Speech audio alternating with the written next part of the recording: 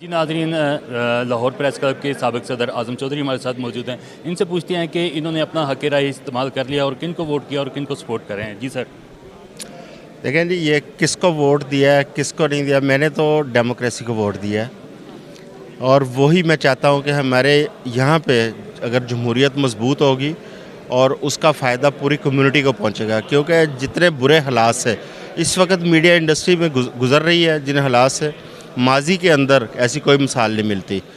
हमें कभी पीका जैसे कवानीन, कभी हमें डेफमेशन, कभी FIA, बहुत सारे ऐसे दबाव हैं जो हमें बर्दाश्त करने पड़ रहे हैं और उसके साथ लड़ने के लिए हमें इत्तेहाद की ज़रूरत है, इत्तेफाक की ज़रूरत है।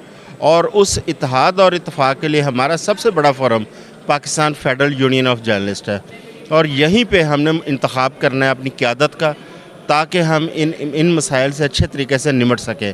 और मुझे उम्मीद है इंशाल्लाह हमारी जो क़यादत यहाँ पे मुंतखब होगी वो सहाफ़ियों के ये जो मसाइल हैं इसको एड्रेस करेगी और हकूक़ का तहफ़्फ़ुज़ करेगी, क्योंकि इस वक्त ना हुकूमतों को बर्दाश्त है मीडिया, ना इस्टेब्लिशमेंट को बर्दाश्त है, ना मीडिया मालकान बर्दाश्त करने को तैयार है इस वक्त वर्कर को, ना किसी की बात सुनी जा रही है और ज़ुबान बंदी के नए नए तरीके मुतारफ़ करवाए जा रहे हैं।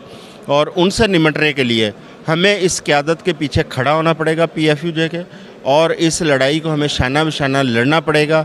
और तब तक आप पीछे नहीं हट सकते जब तक अपने वर्कर्स के हकूक़ का तहफ़्फ़ुज़ आप यकीनी नहीं बनाएंगे।